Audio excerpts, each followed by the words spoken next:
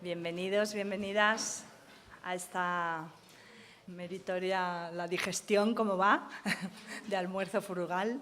Perdonad, pero quizás será bueno esta hora porque así tampoco nos demoramos tanto a la tarde y, bueno, como ya tenemos horarios europeos, pues quizá ni tan mal, ¿no? Supongo que más gente se va a ir incorporando.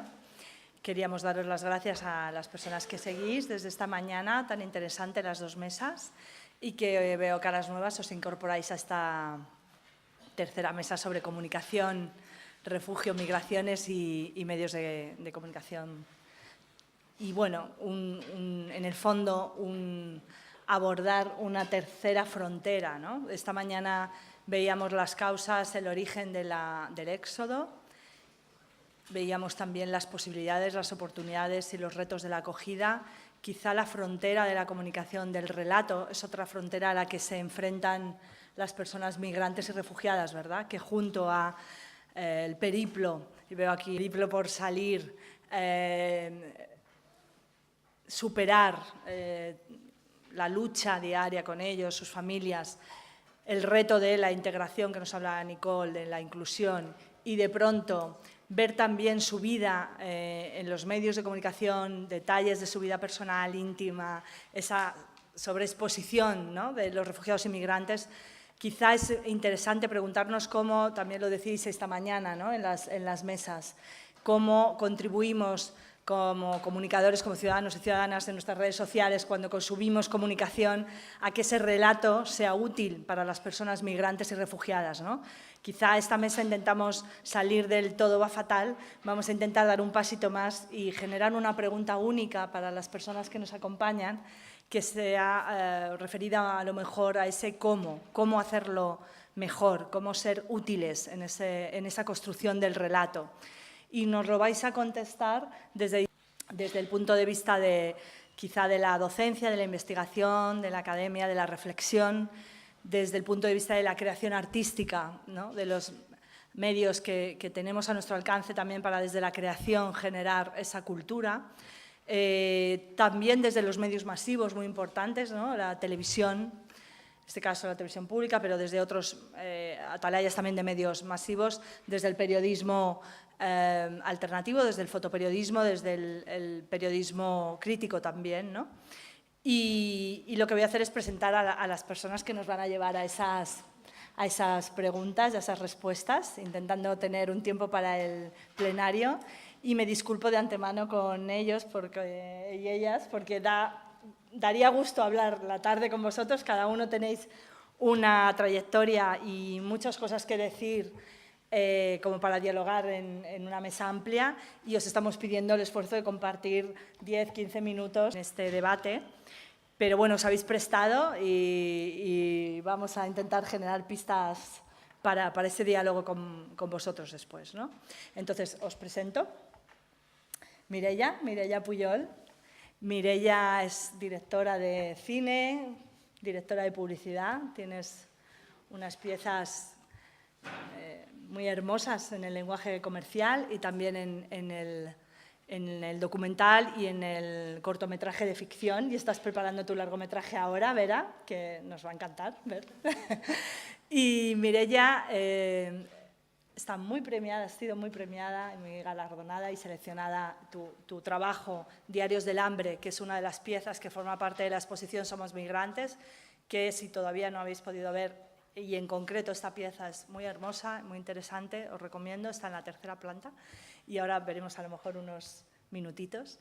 Mireia pues ha sido muy, bueno, pues quizás nos vas a contar algo de ello, y con ese trabajo también has intentado responder de alguna manera a ese cómo, ¿no? Cómo generar un relato, ¿no? Tenemos también con nosotros a María José Sánchez Leiva, profesora de la Rey Juan Carlos. María José, tienes 20 años ya de docencia, investigación, en un tema que creemos que también nos sirve para superar esos lugares comunes que se suelen dar en estas mesas, ¿no? Y dar un pasito más sobre la construcción de las subjetividades, cómo son los procesos para construir el imaginario colectivo, social, el análisis de discurso. Son líneas de tu investigación, también la ética y la filosofía política. y eres profesora de Teoría de la Comunicación, de la Información y del análisis de la cultura. Entonces, bueno, por ahí también. Y nos interesa mucho el diálogo que tienes con centenares de alumnos y alumnas, ¿no? Futuros periodistas, y cómo ellos a ti y tú a ellos lo intentas, ¿no? O algo así. Entonces, por eso también es muy interesante tu perspectiva. Javier Bauluz. ¿Cómo estás, Javier? Javier, digo lo del Pulitzer. Claro. El primer fotógrafo español premiado con el Pulitzer por su magnífico trabajo en Ruanda, al que han seguido otros muchísimos magníficos trabajos en todo el mundo. Has dado la vuelta al mundo, cubierto guerras, conflictos, pero también, hablábamos en la comida, desigualdades de estas de aquí al lado, que nos importan mucho, siempre desde las ganas de remover también y desde una conciencia crítica, ¿no? Fundador de Periodismo Humano, director, y acabas de volver de México. Y te agradecemos especialmente que estés aquí, que hagas un huequito en la agenda, porque dentro de 3 horas te dan el Premio de Derechos Humanos en Periodismo, el Consejo General de la Abogacía, con ministro incluido. Y estás aquí haciendo un alto en este día para ti también muy especial. Te lo agradecemos un montón y, bueno, vamos a intentar cumplir horario para que puedas estar a tiempo en el premio. Y, por último, Xavier Obac, también gran amigo, y periodista multifacético, multiformato, conoces muy bien Centroamérica, has hecho también fotoperiodismo, has sido profesor en la UCA de comunicación, has trabajado en radio, prensa, en televisión fundamentalmente, ¿no? En cargos de dirección, de gestión, de responsabilidad en dirección de informativos. Esto nos interesa mucho, ¿no? La perspectiva del que tiene responsabilidad sobre la edición de contenidos. En la Dos Noticias como redactor, o sea, has cubierto toda la gama, y ahora estás dirigiendo una joyita, ¿no? Esas cosas que te encuentras en la televisión pública ahí como un pequeño oasis, que recomiendo ver también, que es Atención Obras, o Atención en Obras, Atención Obras, que es dedicado. Yo creo que nos vas a poder hablar desde toda esa trayectoria. También has trabajado como responsable de comunicación en ONGs, ¿no? No sé si estáis de acuerdo, son 4 perspectivas muy interesantes para entrar a esa pregunta del cómo. Y quizá lo primero que tengo que hacer es callarme yo y así dejar tiempo y a lo mejor darte la palabra a Mireia. Pues no sé si primero me proponías, Mireia, sí. Creo que lo bonito sería también empezar con las personas por las que tú has hecho ese trabajo, ¿no? Y tener unos segunditos de vídeo. Exacto, simplemente para que tenéis la oportunidad de ver, digamos, el cortometraje completo en la exposición, pero queríamos compartir ni que fuera un extracto para aquellos que no lo hayáis podido ver, bueno, para que entendáis un poco el enfoque y la experiencia que hay detrás de esa película.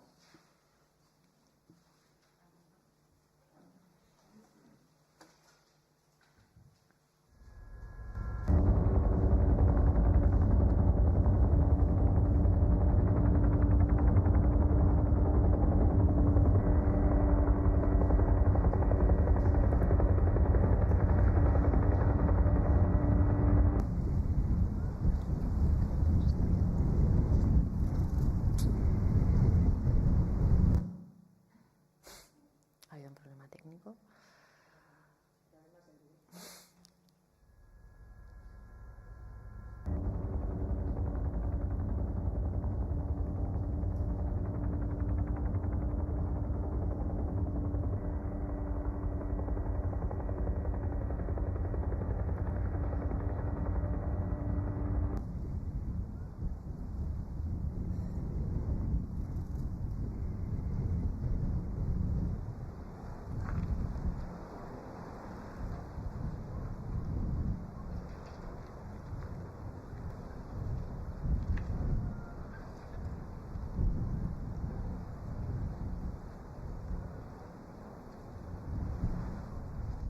Alo mamla. Mama dola. Dola mama dola. Mama ya sege fana bana ya sege bana ya sege bana. Man segela kun segela.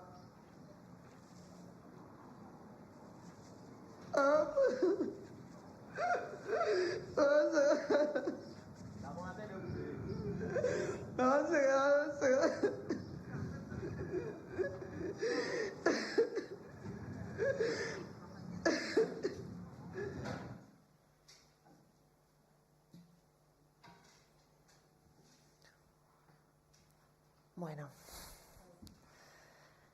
nada, en primer lugar, buenas tardes a todos. Habéis podido ver, nada, es un pequeño extracto de lo que es Diario del Hambre, que es un cortometraje de 15 minutos.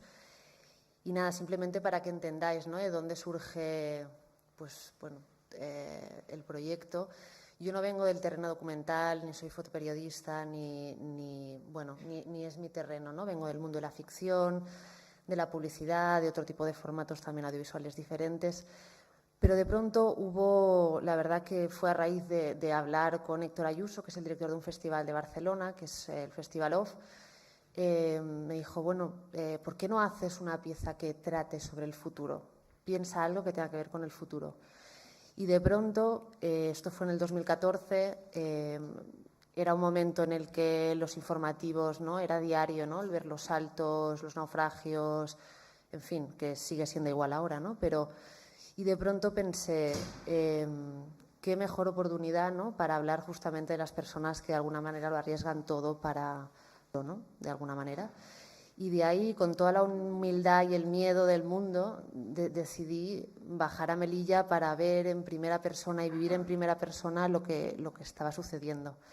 También un poco, ¿no?, cabreada, por así decirlo, ¿no?, pues con lo sesgado que es al final a veces lo que te llega, ¿no?, a nivel de medios, etcétera, tenía la necesidad de bajar. Total, que desde un principio justamente la pregunta, ¿no?, que nos hacíais de qué manera poder hacer un relato justo, un relato útil, o sea, fue sin duda la premisa fundamental de cómo puedo yo, ¿no?, abordar un tema tan gigante, ¿no?, con además la cantidad de arte, o sea, de piezas, ¿no?, de fotografías bestiales que tenemos, de cómo lo hago. Y la verdad es que como vengo del terreno de la ficción, ¿no?, que al final lo que hacemos es construir una narración donde hay una serie donde tú manipulas o, ¿no?, la subjetividad, así decirlo, ¿no?, es lo que constantemente está detrás, porque al final estás articulando un discurso. Aquí se trataba de hacer todo lo contrario, ¿no?, yo quise como eliminar un poco mi mirada, ¿no?, o mi subjetividad, aunque es un poco difícil, ¿no?, pero para tratar de hacer una pieza que fuera lo más observacional posible. O sea, que mi cámara fuera meramente un ojo que observa y que no aporta, en la medida de lo posible, pues su subjetividad, ¿no? En ese sentido, si veis la pieza, ¿no?, al completo, veréis que es una película como muy sobria. Dije, si voy, quiero ir con muy poco, quiero ir con un trípode, una cámara fija que no se moverá, que simplemente, ¿no?, será una cámara fija que hará como de testimonio, que no una cámara que de pronto tome partido en la acción ni nada. Quería también, eso era, ¿no?, como yo viva la experiencia, o sea, la cronología de los hechos que yo viva, quiero que se corresponda a la cronología de la película, ¿no? O sea, no quiero luego en edición volver con un material y yo, ¿no?, construir un discurso, sino que me propuso que no fuera así, para ver qué pasaba también. Y luego, por otro lado, me fui también solo con una óptica. En este caso no quería irme con zoom, no quería alejarme, ¿sabes? Quería de alguna manera irme con una lente angular, una única óptica para para estar cerca, ¿no?, de esas personas de alguna manera. O sea, no quería como resguardarme, sino todo lo contrario, quería vivir la experiencia desde el terreno. Total, mi voluntad con la película fue eso, fue el intentar abordar una realidad tan difícil como es la de todas estas personas, tratando de ser lo más fiel posible a la verdad, escucharles a ellos, porque normalmente no ves imágenes de sus momentos más críticos, ¿no?, de cuando están saltando o cuando ha habido ya el desastre, pero de pronto era, ¿qué pasa, ¿no?, cuando están, en nuestro caso, ¿no?, en el monte Gurugú, antes de saltar, qué sienten, cómo te miran antes de que vayan, ¿no?, días antes de que vayan a saltar. luego el propio salto, ¿no? Y luego, una vez cruzan, ¿no? También escucharles como el niño que habéis visto, que al final es un adolescente de 16 años, cómo pues tiene la necesidad, ese móvil nos lo pidió a nosotros, ¿no? Necesito llamar a mi madre, hace como 3 años que no hablo con ella, y necesito contarle que lo he conseguido. Entonces, bueno, había una voluntad de acercarse a ellos de una manera humilde y muy respetuosa, y también había una voluntad, diréis, ¿por qué arranca la película Helicóptero? Pues básicamente porque hay como una especie de viaje desde el aire hasta ellos, ¿no? Que es casi al final de la película que empiezan a hablar. O sea, quería como mostrar muchas veces cómo les vemos a ellos, ¿no? Con esas cámaras de la policía, ¿no? Sobrevolando, pues eso, territorio español, viendo cómo, ¿no? Se van acercando hacia y de pronto crea una distancia y una visión de pájaro ahí que para mí es fría y es durísima. O sea, eso, ¿no? Dejan de ser como personas para ser puntos o formas extrañas. Y de pronto pensé, hostia, ¿no? Me generaba pues, ¿no? esa brutalidad, ¿no? De distancia entre el que observa y el que sufre la circunstancia. Y de ese ojo, ¿no? Pues tan distanciado, lo siguiente que veis es la valla en sí, ¿no? Que es esa separación de esos concertinas, todo. Y luego ya había pues ellos antes de saltar, el salto y después, o sea, y al final cuando ya saltan es cuando ellos pues empezaron a hablarme, yo me acerqué a ellos, ellos me contaron sus experiencias. Total, que básicamente fue un viaje, la visión que yo os puedo dar es que yo intenté en la medida de lo posible ser justa con ellos, acercarme con toda la prudencia y sensibilidad posible, que para mí fue una experiencia muy dura, porque, de nuevo, no, es algo ajeno a mí, lo cual cruzar la frontera, irme llegar al Gurugú, verles a todos en las condiciones en las que se encuentran, luego vivir en directo el salto, no sé, o sea, yo digamos que me llegó de una manera pero es algo que cuando lo vives te cambia. Y nada, y simplemente pues eso, que desde mi humilde visión la voluntad era dar voz a todas estas personas, intentar también acercar ¿no? su sufrimiento, lo que sienten de alguna manera nosotros, ¿no? Porque a veces al final también no estamos como inmunizados de alguna manera con tantísimas imágenes, tantísimas informaciones, que de pronto no hay una especie de, bueno, sí, de que te inmunizas, ¿no? Y de pronto pues había esa necesidad de acercar, ¿no? De hacer como una película con una visión todo lo humana posible y acercar a esas personas a nosotros y que sintamos que son absolutamente, obviamente, igual que nosotros, que sufren de la misma manera. Y nada, eso fue la experiencia y nada, espero que si tenéis la ocasión de poder ver el corto que merece la pena, sobre todo por ellos.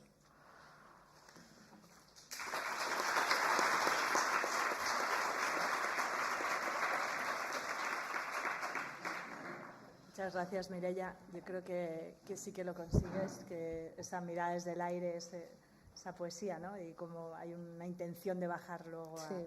Esta mañana se hablaba de eso, ¿no? De la necesidad de tener datos, informaciones y también otra posibilidad es acercar, ¿no? a las personas. Y en todo eso generamos discurso y supongo que operan cosas con las que tú hablas, ¿no? Con tus alumnos. A lo mejor, María José, por ahí nos puedes comentar algo, ¿no? Desde la reflexión. Hola, buenas tardes. Quería, antes de nada, agradecerte, Raquel, la invitación para estar en esta mesa y compartirla, además, con estos compañeros a los que tenía muchas ganas de conocer y también tener la oportunidad de discutir con todos ustedes. De Epistemología de la Comunicación y de una universidad cuyo nombre nadie sabía hasta que ahora estamos en los medios, porque todo el mundo la llamaba Juan Carlos I, bueno, todo el mundo sabe que es la Rey Juan Carlos. al menos para algo ha servido, ¿no? Y claro, mi perspectiva sobre la comunicación es una perspectiva que intenta en gran medida no despreciarla como objeto de estudio, ¿no? Mikhail Bakhtin siempre decía que para mantener la complejidad de aquello que miramos y poder comprenderlo hay que lanzarle una mirada amorosa.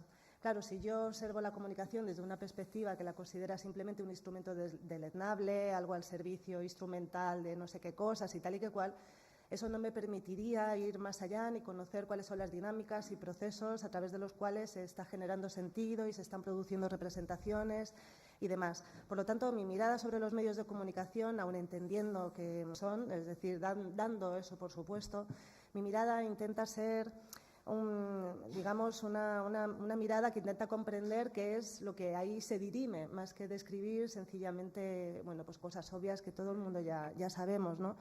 Claro, inevitablemente nosotros conocemos y compartimos el mundo a través de representaciones. Esta es la única vía que nosotros tenemos de acceder al mundo. Los medios, ¿qué es lo que hacen? Poner a nuestra disposición representaciones. Yo siempre digo que en este sentido la representación siempre, por pura necesidad, nunca es equivalente al mundo, nunca es igual, si no, no sería una representación y sería el propio mundo. La representación por necesidad siempre limita, pone un foco. Claro, el problema de los medios está en, dado el mundo, y si esto fuera una luz, el que los medios de comunicación masiva siempre ponen el foco en el mismo sitio, ¿no? El problema está en cómo poder desplazar el foco.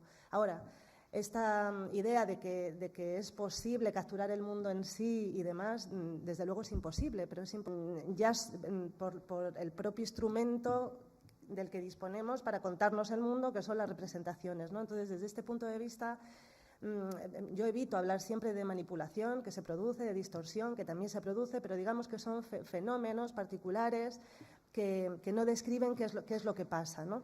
Y bueno, con esta introducción, me lo traigo escrito para no pasarme de tiempo, quiero comenzar también con una especie de declaración de principios que espero que disculpen.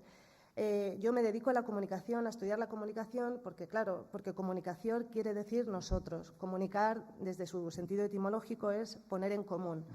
La definición que sustento de nuestras democracias, la de que el hombre es un animal político porque tiene la palabra, obliga a reconocer que hay sujetos que nunca lo han sido porque sus voces nunca han sido consideradas palabras, como por ejemplo las mujeres, que hemos sido expulsadas radicalmente de este universal masculino con el que ahora yo misma me veo obligada a expresarme. Por eso mi compromiso tanto en la investigación como en la docencia sobre la comunicación asume que la política no es el ejercicio ni la lucha por el poder, es ante todo la configuración de un espacio específico que llamamos espacio público o espacio común. Y, además, la determinación de ciertos objetos, de ciertos temas, de ciertas preocupaciones como comunes. Es un hecho que la vida pública no es ciega ni para el sexo, ni la clase social, ni la raza, ni la religión, ni la edad, ni la procedencia. Si el hombre es un animal político porque posee el lenguaje que pone en común lo justo y lo injusto, decía Aristóteles, el animal solo tiene el grito para expresar placer o sufrimiento. Toda la cuestión reside entonces en saber quién posee el lenguaje y quién solamente el grito. El rechazo a considerar determinadas categorías de personas como individuos ha tenido que ver siempre con la negativa a escuchar los sonidos que salían de sus bocas como algo inteligible, sean los trabajadores, sean las mujeres, sean los migrantes. La excelente exposición de esta jornada es una buena muestra de un ejercicio político centrado en la comunicación, porque no se regodea en el grito, precisamente. La política sobreviene y consiste sobre todo en introducir sujetos y asuntos nuevos, en hacer visible aquello que no lo era, en escuchar como a seres dotados de palabras aquellos que no eran considerados más que como animales ruidosos, esa figura del sufriente. En este sentido, los trabajos expuestos no son vehículos de lo político, en tanto que comunicación, en tanto que esas imágenes son política en sí misma. Cuando hablo de comunicación, hablo siempre entonces desde este lugar. He considerado necesario hacer esta precisión porque generalmente los debates sobre la representación de la migración, de las migraciones y la comunicación se centran sobre todo en cómo los medios contribuyen a la construcción de estereotipos y son responsables de la elaboración de un modelo de exclusión social. En nuestra cultura, es cierto, el discurso de los medios no es el único orientado a la construcción de verdades sociales. pero no cabe duda de que se están construyendo y se están elaborando. Sí puede decirse que los relatos mediáticos se entrelazan con otra compleja red de otros discursos, de instituciones, de prácticas de poder y de producción simbólica. Es decir, no solo son los medios los responsables de, digamos, las representaciones que compartimos. Sin embargo, es cierto que su importancia es decisiva a la hora de definir qué es lo común en tanto que fundamento del orden social. Es decir, los medios son un dispositivo de legitimación del orden social y por eso precisamente son un foco de atención cuando se habla de los procesos o de cómo se representan y comunican los procesos migratorios. Los medios no transmiten contenidos. Esto es un error también muy sostenido, ¿no? Sino que lo que hacen es mediar las relaciones humanas, el conocimiento, la experiencia y la sensibilidad. Al mediar la producción de los imaginarios que integran la experiencia de los ciudadanos, los medios constituyen el espacio social, el espacio público y proporcionan las matrices de la organización de la experiencia social, de las identidades y de las subjetividades. Esto, si son importantes, no es tanto por estas cuestiones de la distorsión, manipulación o engaño, que no nos llevemos a engaño, la mayor parte de los ciudadanos reparamos en ellas, sino esta perspectiva implica sostener que donde tienen efecto los medios es en las estructuras de la percepción, en los sistemas de creencias, en los bagajes de conocimientos, en los sentimientos individuales y colectivos que indudablemente están atravesados por las lógicas mediáticas, ¿no? En que los medios contribuyen a estructurar la imagen de la realidad social a largo plazo, a formar nuevas opiniones, a incidir en las estructuras de creencias e ideologías. Por esto, cuando se quiere hablar del impacto de los medios, considero que no es suficiente tematizar la cuestión de los estereotipos. Por ejemplo, en la fotografía, en esta fotografía, no sé si ustedes la conocen, la habían visto anteriormente, ¿la habían visto? Esta fotografía es muy importante, es muy interesante, es de Spencer Platt, un fotógrafo de la agencia Getty que ganó el World Photo. Esto es Beirut, en el Líbano. Y cuando a él le dieron el premio se formó un jaleo muy grande, porque la gente se preguntaba que cómo narices se había premiado esta fotografía, que lo que hacía era saltar un poco el turismo de guerra, no sé qué, no sé cuántos, ¿no? Claro, se formó tal revuelo que la propia familia que aparece en la fotografía se vio obligada a intervenir, ¿no?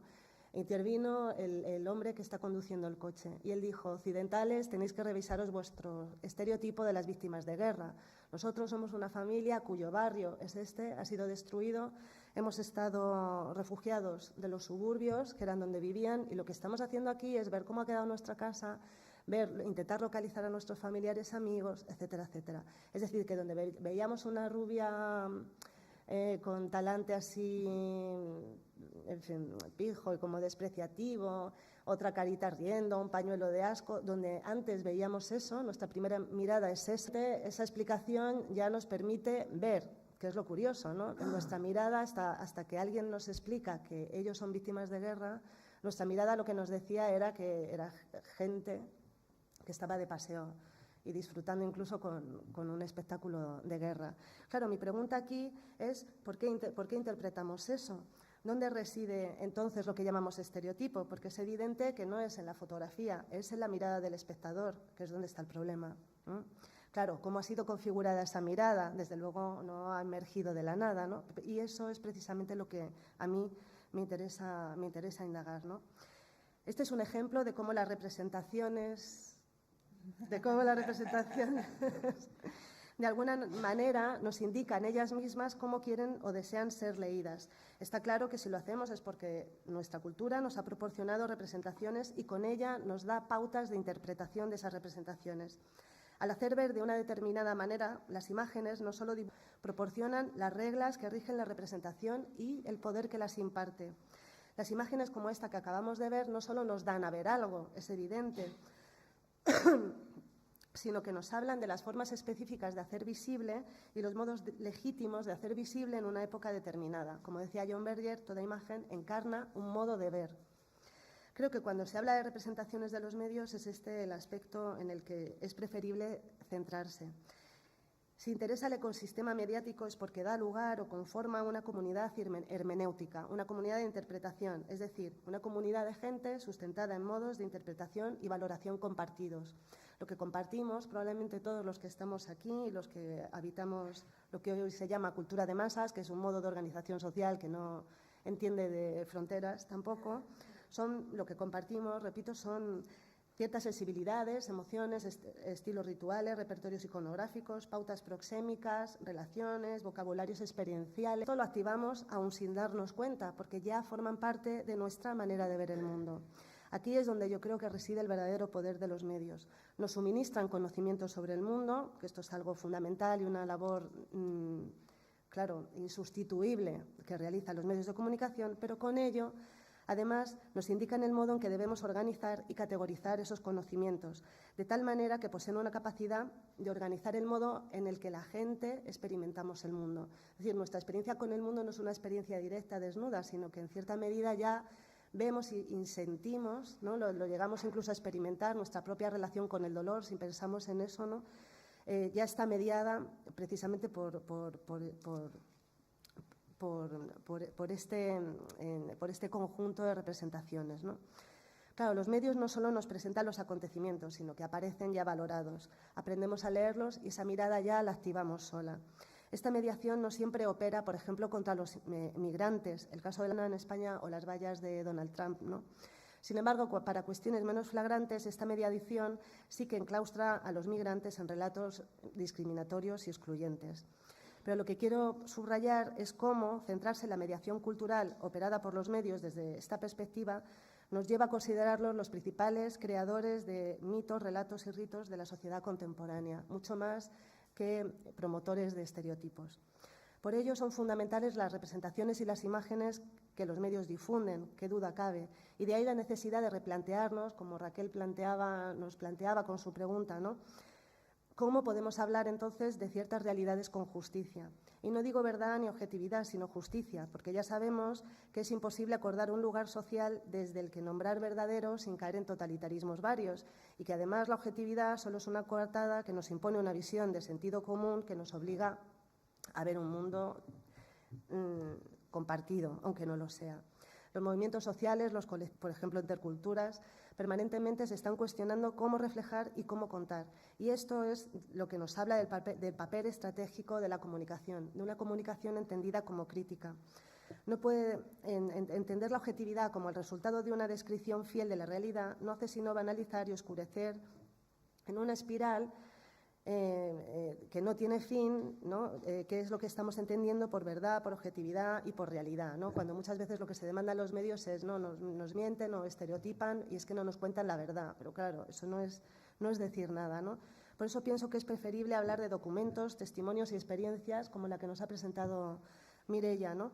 Que nos aproximan a eso que se desea contar de otra manera. Lejos de las retóricas de los datos y de los saberes expertos, hay personas como las que están aquí, que con su trabajo nos proponen una forma de aproximación al mundo más justa, honesta y sincera, como los fotógrafos, por ejemplo, de la muestra, Mónica Lozano, José Palazón, Javier Bauluz.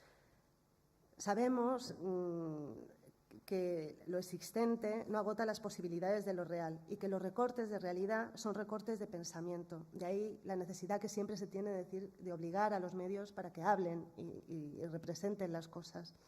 Por ello resulta tan interesante reunir a un conjunto de artistas y de profesionales que cada uno desde su ámbito mantiene relaciones con lo real, precisamente denunciando esos recortes a través de sus imágenes y promoviendo a través de ellas experiencia y pensamiento.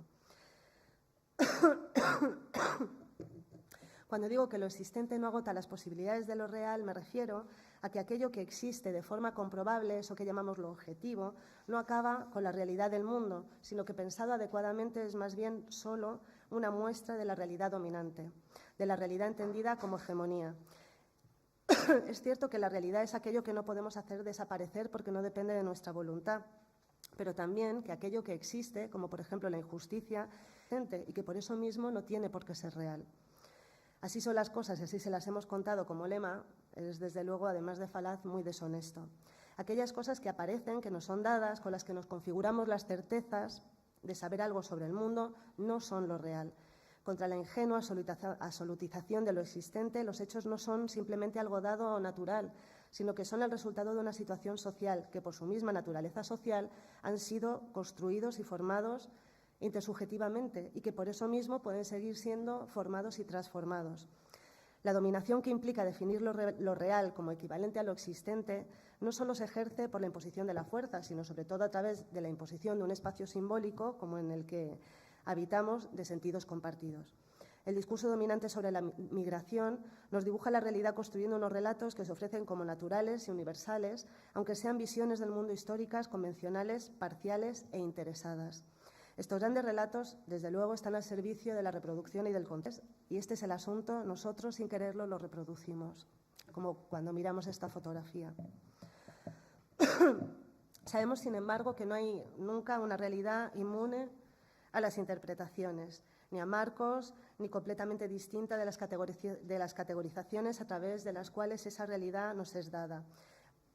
Pero, sin embargo, domina hoy una especie de retórica de expertos que aseguran que su saber especializado se impone recurriendo a técnicas contables, gráficos, esquemas, presentándose como neutros y como desinteresados, frente a los cuales uno se queda desarmado si no quiere ser acusado de irracional, radical o utópico. Claro, se dice que simplemente estos técnicos reflejan lo real, pero decir que hoy se refleja lo real es menos que nunca decir algo sobre la propia realidad en un mundo, además, sobresaturado.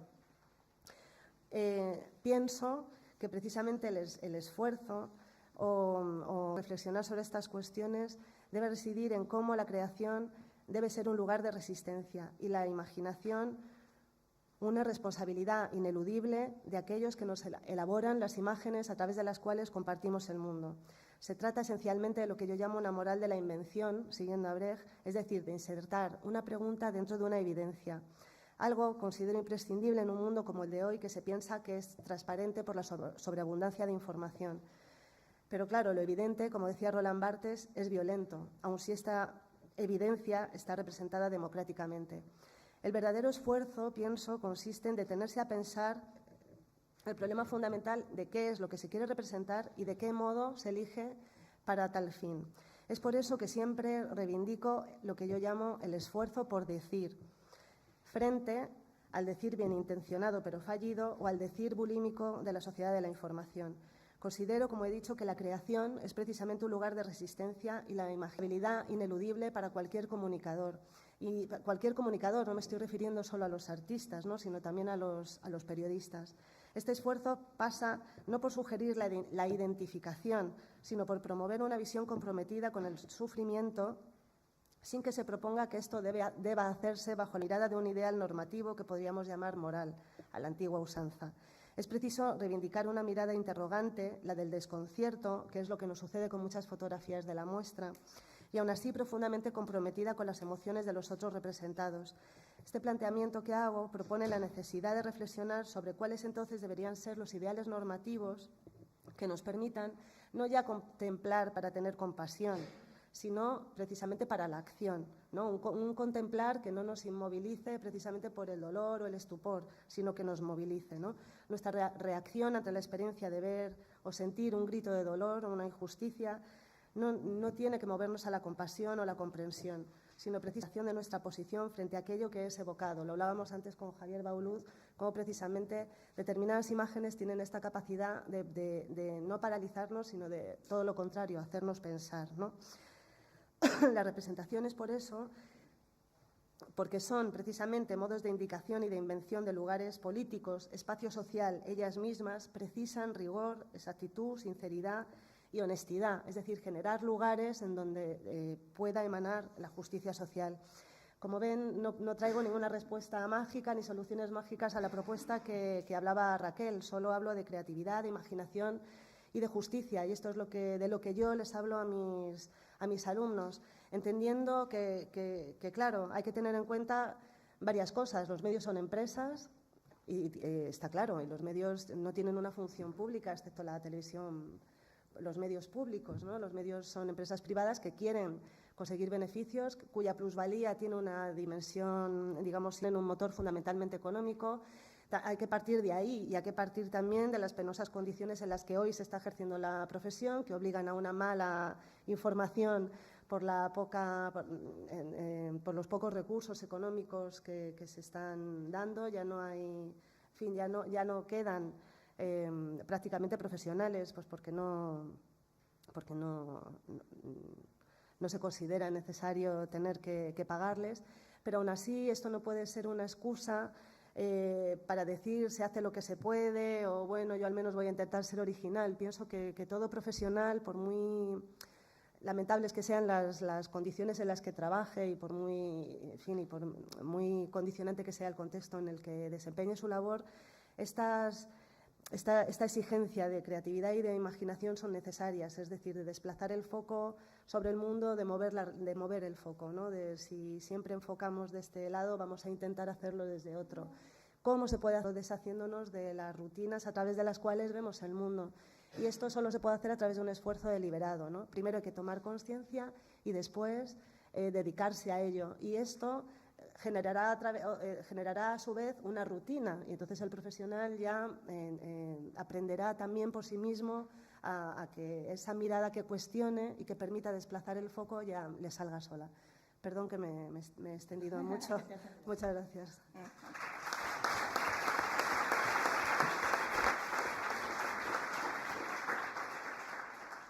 Gracias, María José. Yo creo que una mirada así es necesaria también para complejizar el debate. A mí, desde luego, me interesa mucho que estos debates sobre la comunicación tengan estas perspectivas. Creo que la foto es muy interesante y el esfuerzo, ¿no?, por comunicar deliberado, ¿no? Yo creo que ahí nos dejas como una provocación también para no demonizar la comunicación, sino hacer pensar sobre esa acción pese a todo. Y eso pues deja muy bien el discurso para hablar con alguien que creo que te esfuerzas deliberadamente en dar por saco, ¿no?, en comunicar. ¿No está en verde, en vuestro en rojo? Ah, vale, perfecto. Bueno, muchas gracias por invitarme a estar aquí. Después de esto yo no puedo decir nada. O sea, lo explica perfectamente, claro, bien y de maravilla, ¿no? Si se pusiera en práctica lo que dice, todo, o mucho por lo menos, cambiaría, ¿no? Porque yo creo que una gran parte de la responsabilidad del estado del mundo y de Europa y de todo es precisamente la responsabilidad de los medios de comunicación que, como bien decía, son los responsables de contar las cosas a personas, a los ciudadanos, ¿no? Los ciudadanos no pueden ir a los lugares porque están trabajando en lo suyo para poder ver claramente lo que sucede, ¿no? De alguna forma lo que está planteando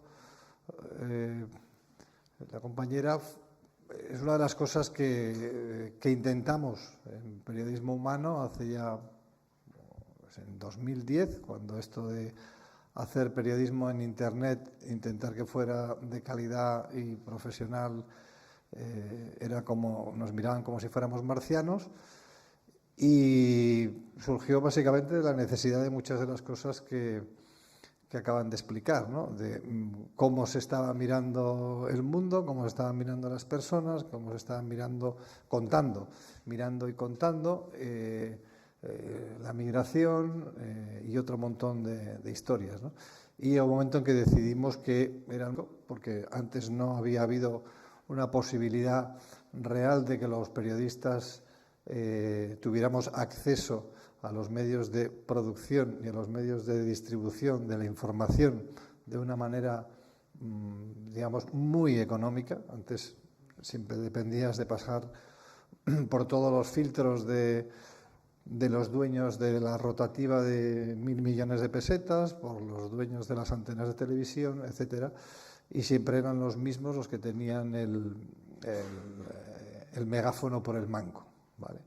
Y los que emitían la información y le daban pues otros puntos de vista, digamos, y otro enfoque que desde luego nosotros ya estábamos viendo que se estaba perdiendo realmente lo que nosotros consideramos que era el periodismo original, que digamos que tiene que cumplir una función social, estar al servicio de los ciudadanos y políticos que acaban corrompiendo toda esa información, que nos dan bueno, pues desde informaciones interesadas, otras nos la dan, otras están contadas de una manera para que parezcan otras cosas. Y bueno, pues de ahí, de esa necesidad de contar el mundo desde otro punto de vista, que nosotros consideramos que un par de años antes habíamos hecho un manifiesto que se llama un Manifiesto de Periodismo y Derechos Humanos, que básicamente pues decía esto, que el marco del periodismo debería ser la Declaración Universal de los Derechos Humanos y no otros intereses económicos y políticos particulares, y lo pusimos en marcha, ¿no? Todo muy bien, todo perfecto. Empezamos, digamos, un poco más con vocación internacional, pero de repente pues llegó la crisis y de repente tuvimos que poner también el foco mucho en los cambios sociales, por llamarlo de alguna forma, en España, ¿no? Por poner un ejemplo significativo, empezamos a contar los desahucios cuando todo el mundo pensaba que los desahucios, la culpa era de los desahuciados, y ese era el discurso oficial, el discurso de los medios, etcétera, etcétera. Y nosotros empezamos a contar los desahucios desde dentro de las casas, desde el día antes que llegara la policía a tumbar la puerta, convivir con esas personas, mostrar qué es lo que les sucedía, quiénes eran y cómo era realmente esa situación. Todavía hoy, aunque ahora ya sé, los últimos, estamos hablando hace como 6, 7 años por lo menos, ya se habla más de los desahucios, no tanto como debiera, pero en muchos medios, por ejemplo, todavía omiten quién es el desahuciador.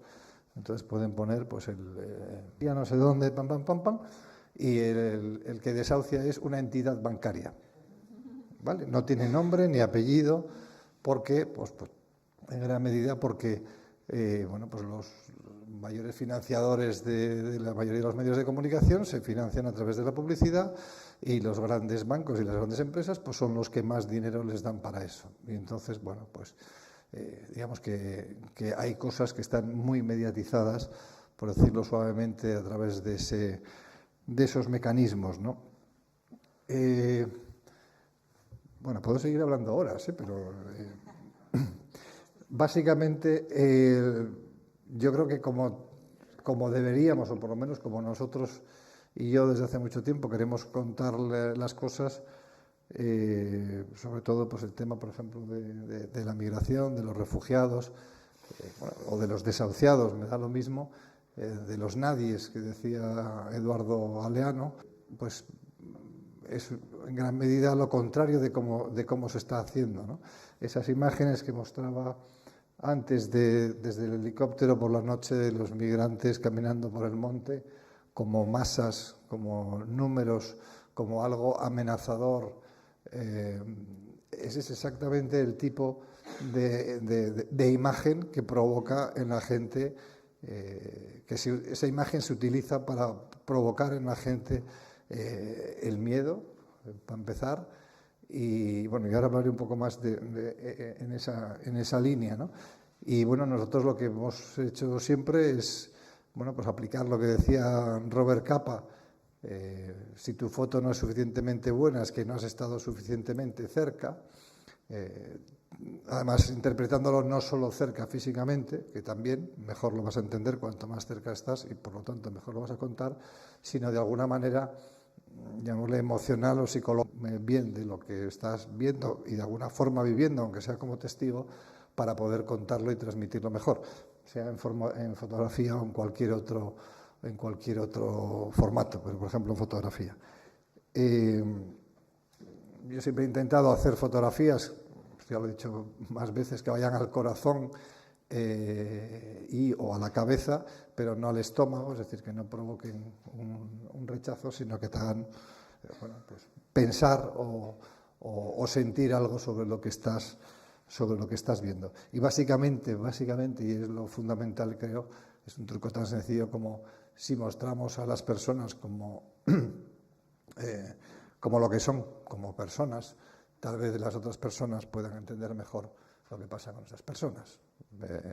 esto parece una cosa de Perogrullo, que es mi más firme y admirado autor, porque la mitad de las cosas son de pero a veces nos liamos o nos hacen que nos liemos y vemos el mundo de otra manera. Y desde la perspectiva de los derechos, con enfoque de derechos humanos, es decir, bueno, pues contando las historias desde ese punto de vista, no desde un punto de vista sectario, político, partidista, etcétera, etcétera, sino con los derechos humanos como, digamos, como marco ético, como decía antes. Si podemos ver alguno de las...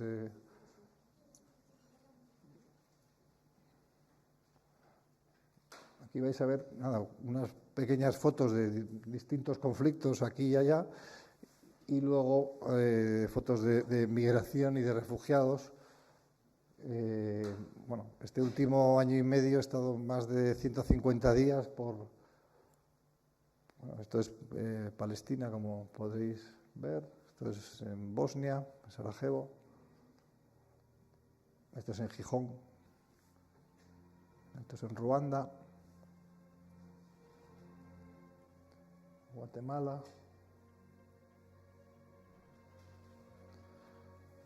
Managua, un vertedero. España, un desahucio. En Oviedo. En San Luis, en Senegal. Y aquí empezamos un poco con el tema migratorio, ¿no? Pues esa es Tarifa, un hombre ahogado en la playa, Fuerteventura, esto es la caza del hombre en Tarifa en el año 2000, Melilla, en Monte Gurugú, al fondo está Melilla y en medio la valla, un poco las condiciones en que viven. Esas son las vallas que quiere poner Trump y que hace 20 años que empecé a trabajar el tema de la inmigración. Y esta es una serie, digamos, reducida del trabajo buscando refugio para mis hijos durante pues, todo este último año y medio en 9 países. Aquí lo que está publicado ahora son 6 países. Esto es en la llegada a Lesbos desde Turquía.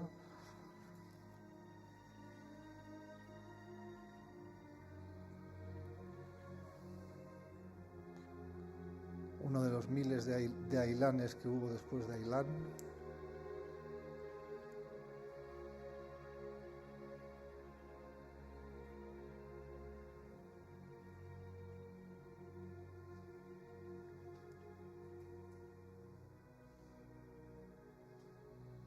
Esto ya es en la frontera con Macedonia.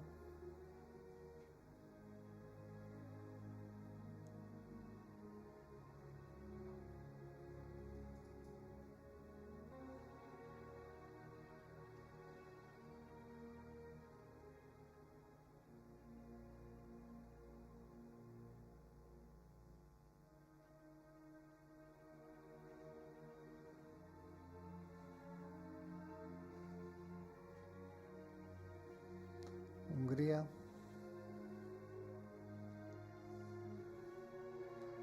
la llegada a Austria, que fue el primer sitio donde volvió la empatía después de tanta xenofobia. Esto es en Alemania, en Holanda, en Calais, en Idomeni cuando cerramos la frontera definitivamente y la ruta, donde quedaron atrapados 12.000 personas, 4.000 de ellas niños, en el barro y la lluvia y todo esto. Esto fue la segunda rebelión de la gente, antes fue en Hungría y ahí 2.000 personas intentaron ir por las montañas, cruzando ríos para llegar a un sitio donde no hubiera valla para pasar a Macedonia. Acabamos todos detenidos y ellos deportados ilegalmente. Esto es en el Mediterráneo ahora en agosto. Acompañé al barco de Proactiva Open Arms.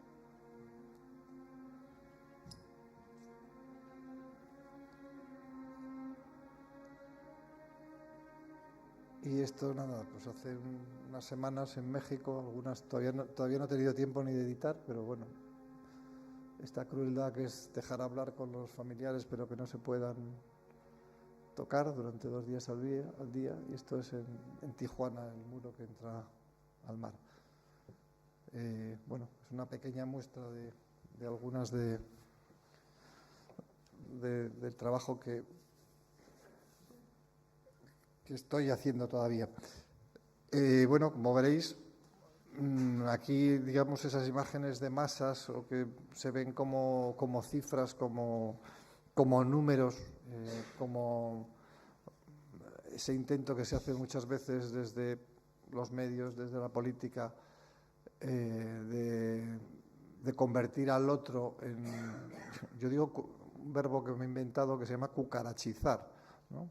Que en realidad es convertir en una cucaracha o en alimañas a los otros, los que no son como nosotros, que puede ser, bueno, pues los inmigrantes, pueden ser los refugiados o pueden ser los del Sporting de Gijón. Es decir, que eso se aplica en muchas formas. Una de las primeras fotos que había ahí era una pareja tomando el sol, sentaditos con una nevera y una sombrilla en una playa de Tarifa, con un muerto, con un ahogado a unos metros de ellos. Bueno, esa foto de alguna manera puede representar muchas cosas, ¿no? Esa foto es esa foto tomada que hace 16 años ahora mismo, ¿no? Y yo creo que sigue perfectamente vigente, ¿no? Digamos, con el tema de la inmigración, por ejemplo, aquí en España hemos ido en distintos momentos en cuanto a opinión pública, en cuanto a políticas, etcétera, pero en general se ha hecho una criminalización continuada por parte de los medios de comunicación y de parte de los gobiernos y de los políticos sobre los migrantes, siempre como que, bueno, son malos, nos vienen a quitar lo nuestro, etcétera, etcétera. Criminalizaciones tan sencillas como continuamente, nunca veréis un titular que ponga un gijonés en la calle, pero sí veréis un colombiano atraca a una señora, un senegalés hace no sé qué, como si eso fuera. Evidentemente eso acaba generando una visión del mundo bastante diferente, ¿no? Y ahora me voy a meter un poco por un terreno un poco más resbaladizo, pero está totalmente, digamos, en la onda, ¿no?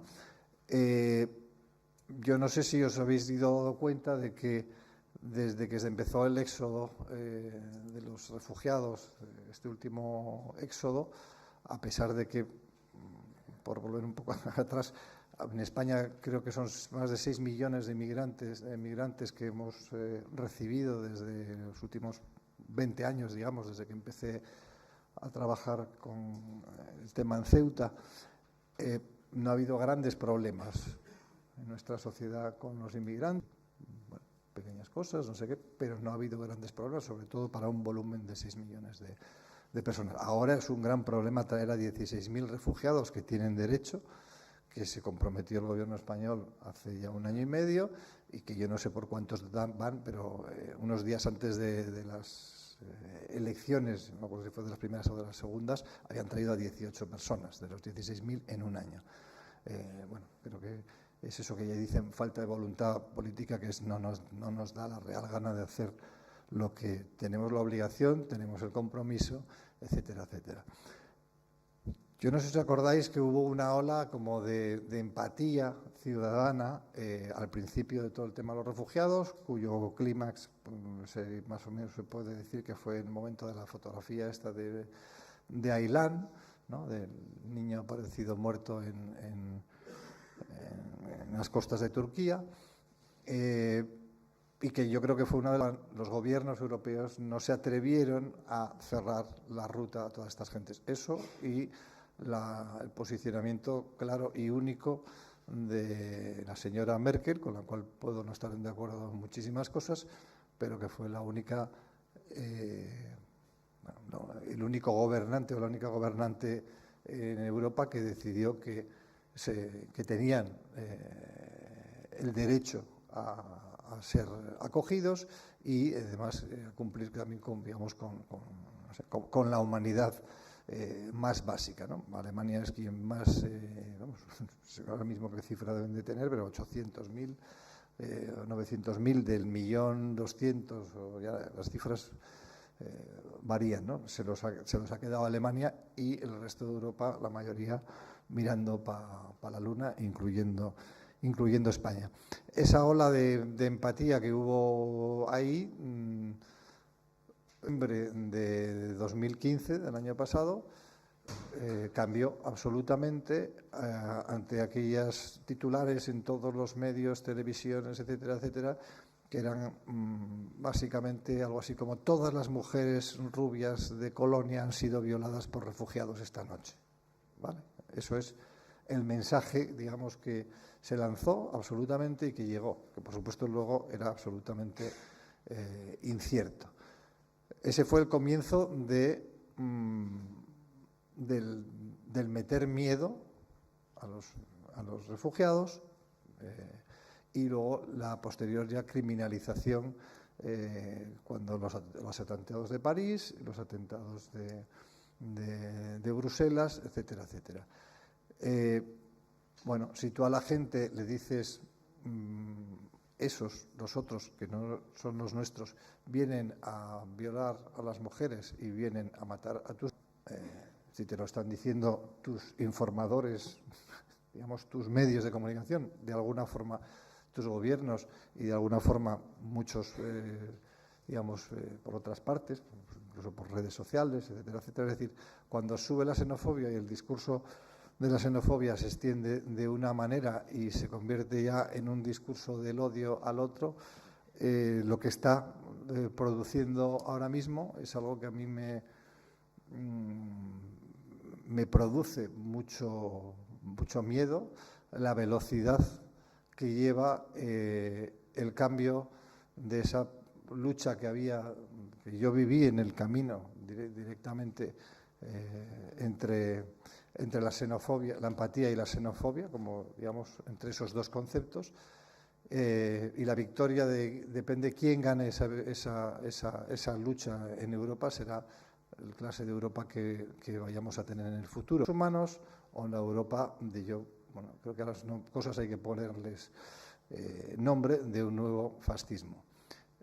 Si observamos ligeramente las luces rojas que están parpadeando como locas, que no queremos ver, en toda Europa y en Estados Unidos con el señor de color naranja que tenemos ahí.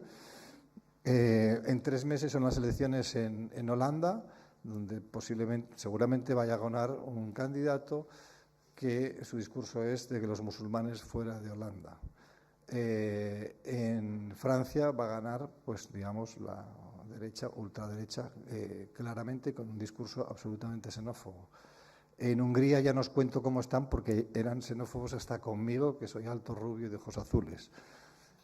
No os imagináis cómo eran con los refugiados. Pero Hungría era el patito feo, por lo menos de discurso. Ahora mismo es el líder del discurso y es el que están copiando, y este es el mayor peligro. Puedo seguir dando más datos, pero no tenemos más tiempo. El problema no es que los partidos de ultraderecha, por llamarlos de alguna forma, estén subiendo, que están subiendo a toda velocidad, porque está siendo asumido su discurso por mucha gente a través de todos estos discursos. El problema es que los partidos grandes, mayoritarios, europeos, están asumiendo esos discursos, uno para no perder votos por su derecha y otro para ganar las elecciones. Yo creo que sin derechos humanos no hay democracia, y sin derechos humanos lo que hay es un nuevo fascismo. Y yo no estoy hablando de una cuestión de izquierdas o de derechas, sino lo que estoy diciendo es que, eso que se dijo muchas veces y que me parece muy manido, pero y que no era de Bertolt Brecht, pero igual se dice, después vinieron a por los musulmanes, después vendrán a por los que defendemos a los derechos de los refugiados y de los musulmanes y de otros, y así consecutivamente. En Polonia ahora mismo está habiendo manifestaciones porque ya se está prohibiendo la libertad de expresión y hay grupos que se están organizando para protestar por eso, etcétera, etcétera.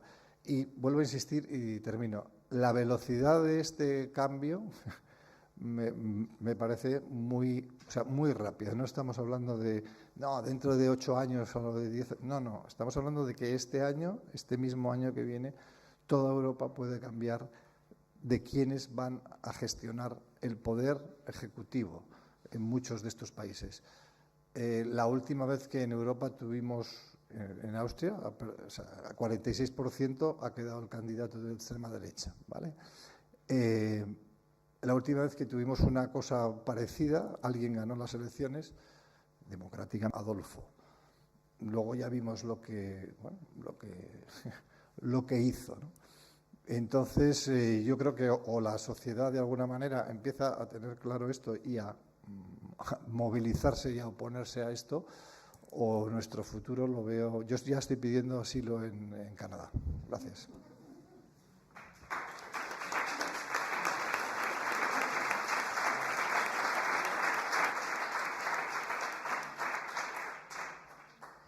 Gracias, Javier. También nos provocas con las expresiones y no se puede dudar de el esfuerzo y la actitud deliberada. También apuntas la doble responsabilidad, ¿no?, en medios, pero también de nuestro poder ciudadano y ciudadana para analizar críticamente ese discurso. Hablas, gracias por el regalo de las fotos, ¿no? Captas, te he oído en varias ocasiones decir cómo una foto, lo difícil de una foto es captar el mejor momento, ¿no?, el momento que relata una época a lo mejor, y esas fotos, bueno, pues nos dan pistas de lo que estás diciendo, ¿no?, de por dónde puede estar yendo la historia y de la interpretación de esas fotografías. Xavier, tú tienes escrito también, no lo dije en la presentación, unos interesantes libros sobre el consumo ciudadano de la televisión, la capacidad crítica que tenemos, ¿no?, para digerir o no y ser críticos con lo que recibimos. O sea que por ahí nos puedes hablar, y también desde la responsabilidad de la edición de contenidos, ¿no?, en un medio como es la televisión, el medio masivo por excelencia. Gracias, Javier. Buenas tardes.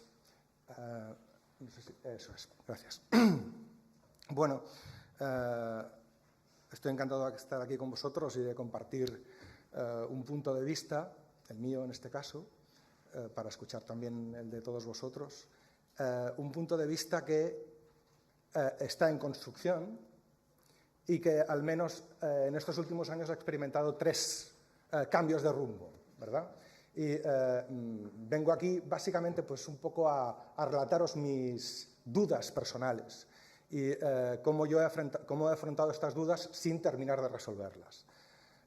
Básicamente he estructurado esta pequeña intervención en 3 etapas, lo que podría ser lo que pensaba yo cuando empecé a reflexionar sobre todo lo que tenía que ver sobre la comunicación y sobre lo que yo estaba haciendo, sobre cómo decidíamos lo que decidíamos y cómo la gente percibía lo que estábamos percibiendo.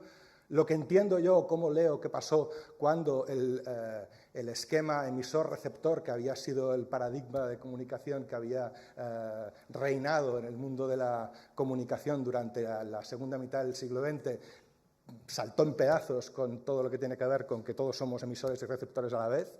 Y el tercer momento es un poco el que ya ha apuntado Javier, con todos los retos que nos plantea, que en el caso que me atañe son gordos e importantes y muy cuestionadores de mi postura anterior.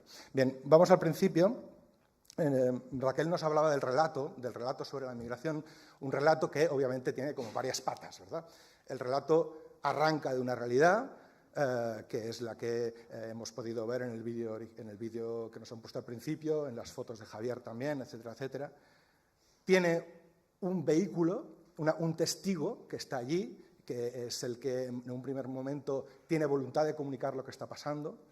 Llega a un lugar que es el canal de distribución, el hub, el lugar donde los medios propiamente es su ecosistema natural, y finalmente, a través de, digamos así, unos prescriptores de calidad, de gente que dice esto tienes que creértelo o no, llega a un receptor que es el que finalmente lo integra, ¿verdad? Por tanto, El relato tiene muchas patas, no solamente una de ellas, que es la que más conozco, que es la de cómo filtramos aquello que nos llega, ¿no? Bien, ha hablado Javier varias veces de esta foto y creo que es muy importante esta foto, porque, como él ha dicho, marca un punto de inflexión desde el punto de vista social, pero también marca una manera con la cual, o una especie de experimento de laboratorio, mediante el cual podemos entender muchas cosas, ¿vale? Aylan Kurdi, 3 años, 2 de septiembre de 2015, este muchacho. ¿Por qué tenemos la foto de Aylan en su casa? Porque Aylan creó tal impacto que seguimos su historia. Y sabemos quién es, sabemos que tiene nombre y apellidos. Como muy bien ha dicho Javier, hubo muchos Aylanes. Ha habido 5.000 muertos en esta crisis, ¿cómo no va a haber muchos Aylanes, verdad? Esta foto está buscada, teniendo las fechas. Moví la fecha de septiembre de 2015 a octubre de 2015. Encontré esta y la que ha puesto Javier y otras muchas, ¿verdad?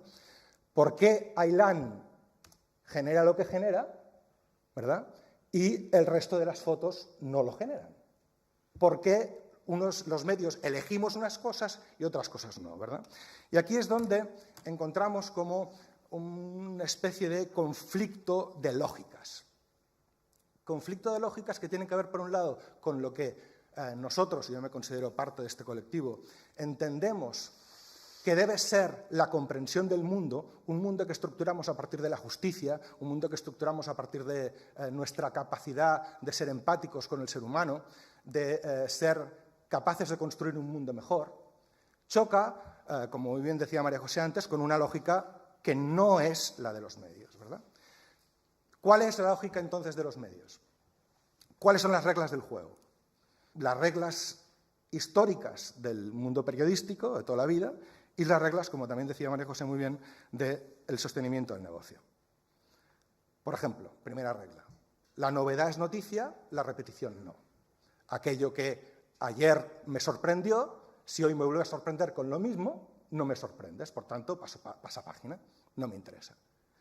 Otro criterio, otro enfoque de las reglas del juego. El impacto emocional es noticia, el impacto racional menos.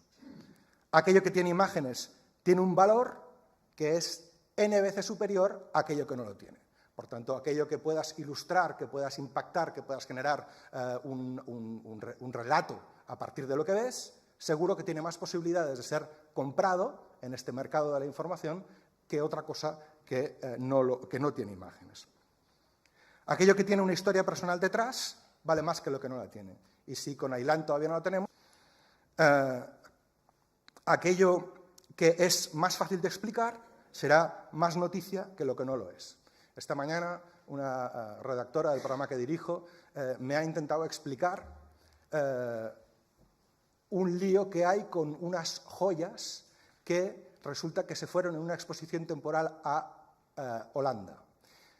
Esas joyas venían de Crimea y como en el periodo de la exposición Crimea ha cambiado de país, no saben a quién devolvérselas, ¿no? Entonces, ha habido un juez que ha dicho que se las devuelvan a los ucranianos. Y bueno, y al final, después que me lo ha explicado, digo, sí, pero ¿esto cómo lo vas a contar en 30 segundos? ¿No?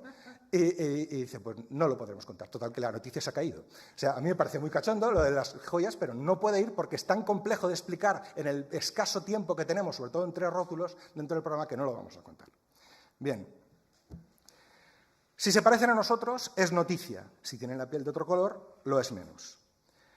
Es noticia la agenda informativa. Si yo voy de alguna forma siguiendo el coleo, siguiendo la corriente que crean otros, es más fácil que vender periódicos o vender audiencia, etcétera, etcétera.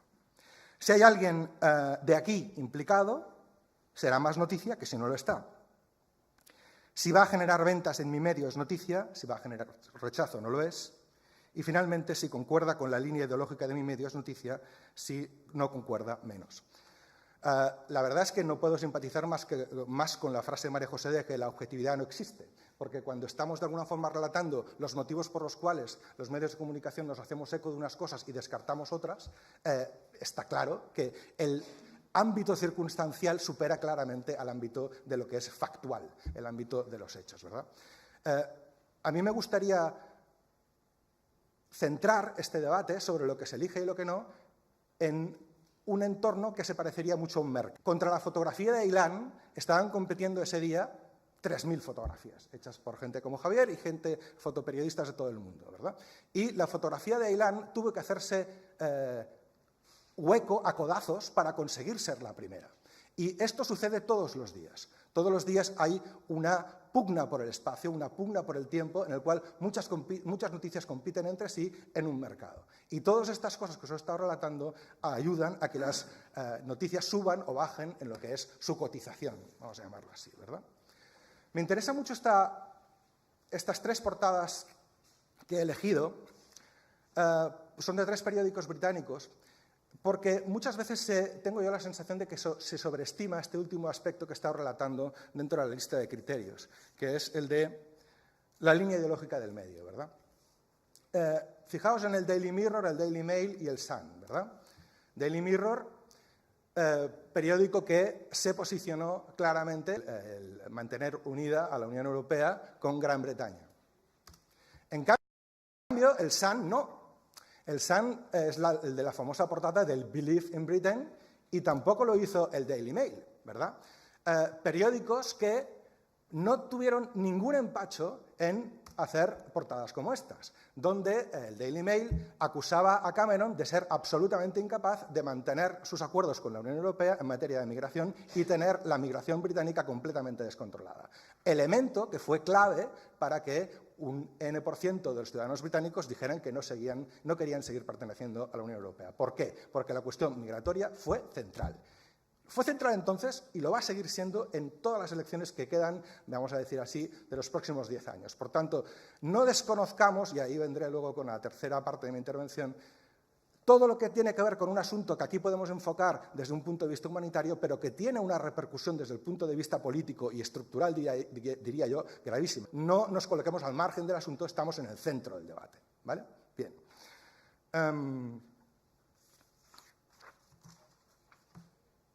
¿Dónde quería ir? Sí. Bien. Ante esta situación, somos muchos los que venimos trabajando desde hace mucho tiempo en cómo intentar contar esto.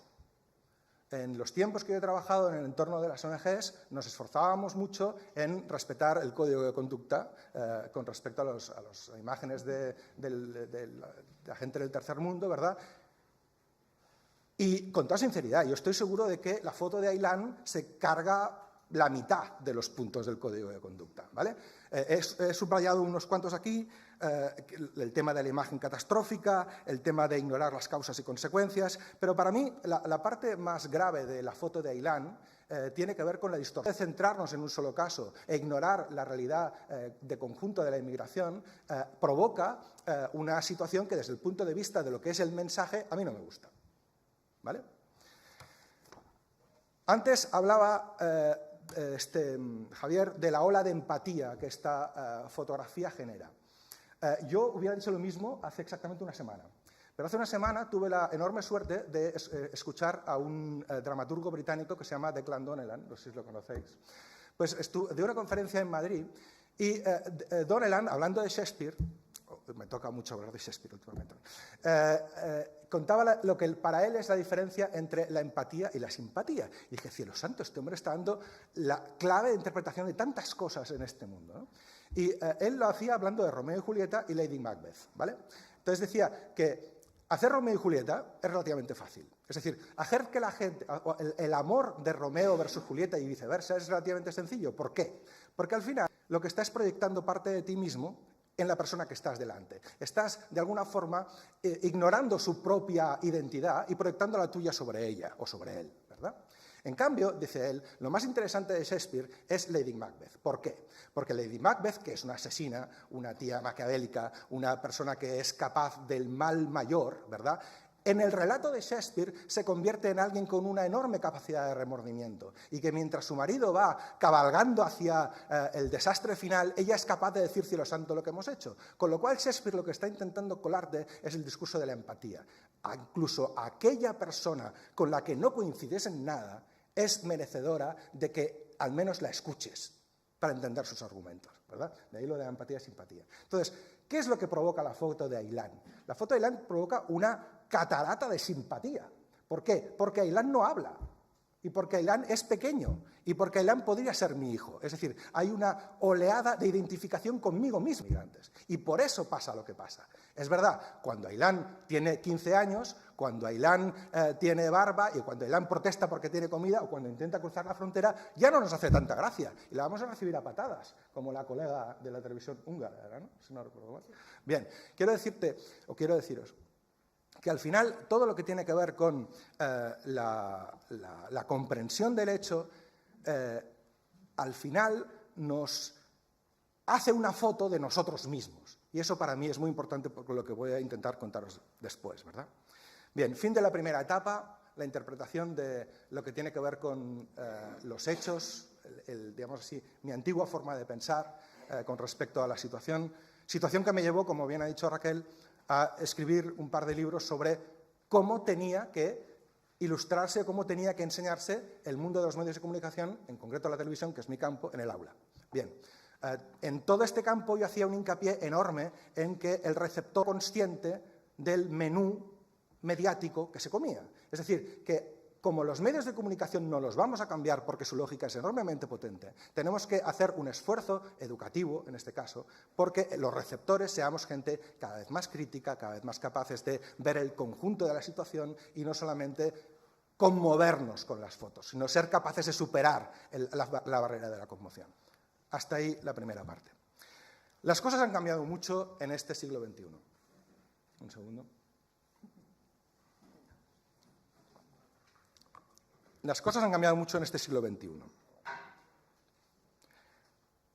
Internet nos convierte a todos en emisores y el paradigma que os decía al principio, existe una realidad, alguien que quiere contarla, un filtro que lo concentra y lo distribuye, al final una cadena de valor que le damos a ese filtro, nos lo creemos o no nos creemos, y finalmente una percepción del individuo, eso le va a afectar o no le va a afectar. Esto cambia radicalmente. Ya lo han contado varios de los que me han precedido en la palabra, pero en primer lugar, por ejemplo, hay muchísimos más testigos con cámaras de las cosas. Hay cámaras por todos lados. O sea, antes llegar con una cámara en un lugar inverosímil era muy raro, ahora lo raro es que a los 5 minutos no tengas imágenes en directo de lo que está pasando, desde teléfonos móviles, de cámaras de seguridad por todos lados. Por tanto, el paradigma de la toma de imágenes ha cambiado radicalmente. Como también decía Javier, hay muchísimos más canales y son muchísimo más económicos. Hoy en día, publicar es sencillísimo.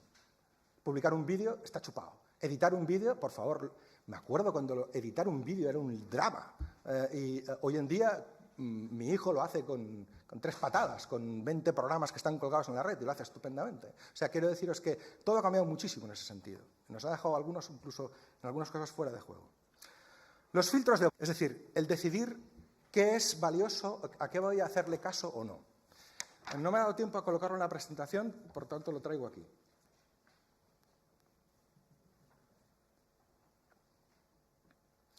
Es de esta mañana. No sé si lo habéis visto, alguno de vosotros, este vídeo, ¿vale? ¿Os suena? Bien, lo he visto esta mañana, ¿no? Y la verdad es que me ha conmovido mucho, ¿verdad? Un tipo hablando desde la ciudad de Alepo, donde relataba que estaban a punto de llegar las tropas iraquíes, perdón, de Bashar al-Assad, por tanto las tropas gubernamentales, y que relataba que vete a saber lo que va a encontrar, que han matado a muchos civiles, etcétera, etcétera. Bien, el ciudadano, al que no conozco, lo presenta como un profesor, gira la cámara y al final se ven unos escombros, ¿vale? Bien. Yo lo flipo porque, voy a leer la foto que he hecho, han compartido este vídeo 467.000 personas y era primera hora de la mañana y habían dicho en mis reacciones 217.000. Y este vídeo, es muy probable que este señor sea una historia que me están contando la verdad, pero es que no tengo ni idea para comprobar si esto es cierto. No tengo ni idea. Y estoy seguro que es verdad, no quiero criminalizar a este señor, pero lo que quiero deciros es que la posibilidad que tenemos de veracidad en este entorno que tenemos de mensajes como este es nula. ¿Por qué? Porque ha desaparecido el mediador que daba la credibilidad. ¿O no? Y si la perdía, la perdía. Porque si decía una mentira, era algo que le costaba un precio muy caro. Pero en este mundo en que vivimos, donde cualquiera de nosotros es emisor, cualquiera de nosotros puede generar un impacto. Y probablemente este vídeo es cierto, pero podríamos haberlo fingido. Porque no hubiera pasado nada. Y otra escopendo. Porque no hay un canal de filtrado. No lo hay. Y como no hay una profesionalización, como antes también nos decía María José, pues hay una situación en la que la credibilidad del medio está en entredicho. Afortunadamente, eso es un gran avance, porque cada vez más somos los que pensamos, y cada vez más se extiende en la sociedad, que el relato no es la realidad, como también decía María José, que estoy firmando todo lo que dice. El relato no es la realidad. Y como el hecho de enfrentarnos continuamente a este tipo de situaciones trampa, nos genera una conciencia de que estamos ante algo que no es la realidad misma, sino una forma de presentarla, ¿verdad? Y eso es muy bueno. Muchas gracias. Esto me dicen que entramos en la tercera etapa. Antes de entrar en la tercera etapa, por eso, me gustaría decir que si bien han cambiado muchas cosas con respecto a cómo la información nos llega, no han cambiado dos, que son la primacía de la experiencia y el reino de las audiencias. Hoy se llaman likes, pero lo mismo. O sea, si vosotros veis los trending topics, reflejan al pie de la letra lo que ya era trending topic desde el punto de vista de audiencia en los canales de televisión. Me fascina ver que mucha gente ve mujeres y hombres y viceversa. Me fascina. O sea, alguna vez lo he visto, pero con auténtica perplejidad, ¿verdad? Pero si veis los trending topics, mujeres y hombres y viceversa, está en el tope. Por tanto, todo ese universo que ya en la televisión era lo más, sigue siendo en el mundo 2.0 lo más, no ha cambiado. Y la espectacularidad de la imagen, lo mismo. Bien. Como os decía, yo he venido a hacerme preguntas. Y la tercera etapa tiene que ver con la era post-Trump. ¿Por qué? Porque, como Javier, yo también estoy... Y lo que está pasando no es ninguna tontería, es una situación gravísima, ¿verdad?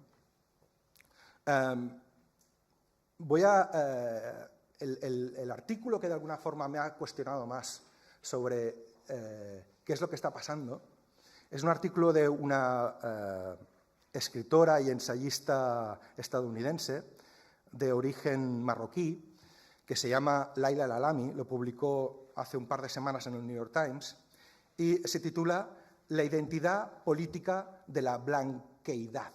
Whiteness, no sé cómo traducirlo, ¿verdad? Pero, ¿cuál es la identidad política de los blancos? Venía a decir. Ella no lo es. Ella no lo es y el artículo está escrito desde el impacto emocional que le produce que a la vuelta de las elecciones, la que se gana Trump, a su hija y a otros hijos de migrantes se encuentran con cierta sensación de acoso en el cole. Entonces, ella está profundamente conmovida por eso y escribe sobre la identidad política de los blancos. Y me sorprende porque no lo había visto. Intentando explicar la victoria de Trump, lo que dice es, claro, las minorías hemos estructurado nuestra identidad a partir de la lucha por unos derechos. Pero los blancos han estructurado su identidad a base de ser víctimas de lo que nosotros decimos de ellos. Es decir, la identidad blanca se basa en recibir palos por todos lados. En un momento dado del artículo, lee este párrafo que voy a leer. La misma clase trabajadora blanca que religió Obama hace 4 años no votó por Hillary Clinton esta vez. Esos votantes sufren una cadena de desventajas económicas a la vez que disfrutan de su ventaja racial. Pero para ellos es imposible darse cuenta de esas ventajas si viven en un entorno rural donde todos a su alrededor son blancos. Lo que perciben, en cambio, es la cruel sensación de haber sido olvidados por la clase política y la condescendencia de la clase intelectual. Está bien esta condescendencia de la clase intelectual, es una llamada de atención. ¿Qué quiero decir con eso? Que es evidente que desde el punto de vista de lo que son las clases medias del mundo occidental en el que nos encajamos, ha habido una orfandad con respecto a su identidad, que en el momento en que estamos hablando de identidades, de migraciones, etcétera, etcétera, no ha sido rellenada con valores democráticos. Esto es interpretación mía, no de ella. Y al no ser rellenada por valores democráticos, el primero que ha dicho, estoy aquí, sois unos tíos cojonudos, os voy a hacer caso. Como no hay nadie que les haya amparado, se han echado en masa en brazos del fascismo. Y eso es tremendamente preocupante. Y de ahí la tercera pata o la tercera etapa de mi reflexión. Ha dicho María José, aquellos que... Javier, porque es interesante, solo que en algún momento, Javier, quizá te tienes que levantar para el premio. ¿Puedes todavía un poquito más? Por disculpar la sala, que Javier te sientas... Esos. Y tú, así, me quedan 30 segundos. 30 no es presión, es solo cortesía. 30 segundos. Ya que, por deferencia, Javier, he hablado de cucarachizar, ¿verdad? De la gente que... El discurso de los medios que cucarachiza al... Claro, en este entorno en el que hay como una orfandad de toda esta masa de clase media que no sabe exactamente qué hacer, que la crisis económica les ha golpeado, que tienen una percepción del mundo de los valores que se está desencajando a su alrededor, que sienten un serio despiste, ¿verdad? Como decía, va alguien y les cuenta que no están solos. Y se apropia del discurso identitario, en este caso de Estados Unidos de los blancos, en el caso de los franceses, vete a saber lo que sería, en el caso de los austríacos, etcétera, etcétera. Bien. ¿Por qué he evolucionado lo que os he contado anteriormente? Porque, como decía Don Elan, creo que es el momento de sentir empatía por la gente que se siente despistada. No solamente por los migrantes, que eso ya lo sabemos hacer, y sabemos contar un discurso. Es el momento de sentir empatía por las personas que en un momento dado, si no reciben un mensaje de empatía, se van a ir a brazos del fascismo. Y es el momento de reflexionar sobre si desde las organizaciones, desde la gente que tenemos un discurso con respecto a lo que es la migración, lo que es los valores humanos, lo que es la construcción de una igualdad, una fraternidad, una corresponsabilidad, hemos sido suficientemente potentes en nuestro discurso dirigido a la generalidad de la clase media, ¿verdad? Yo creo que es urgente crear también el relato para minorías convencidas. Ya lo tenemos y lo hacemos muy bien. Me he pasado muchos años haciéndolo. Por tanto, no tengo dudas de que somos capaces de hacerlo y que somos capaces de lanzarlo con mucho éxito. Pero yo mismo no sé si sería capaz de organizar un relato de mayorías. Sé que hay gente que sabe hacerlo, yo no. Incluso, os diría que incluso ni me apetece. Pero el hecho de que no me apetezca hacerlo no me impide pensar y dudar sobre si lo que estoy haciendo es correcto. Y no me impide tampoco preguntarme delante vuestro si podemos dimitir de este esfuerzo por hacer un relato hacia la mayoría con respecto a lo que está pasando. Y es allí donde entronco con la fotografía de Aylán. Porque la fotografía de Aylán, a pesar de que no me guste, y a pesar de que se dé patadas con todo lo que ha significado para mí el relato que he estado estructurando durante muchísimos años sobre lo que pasaba en el sur, quizá es necesario.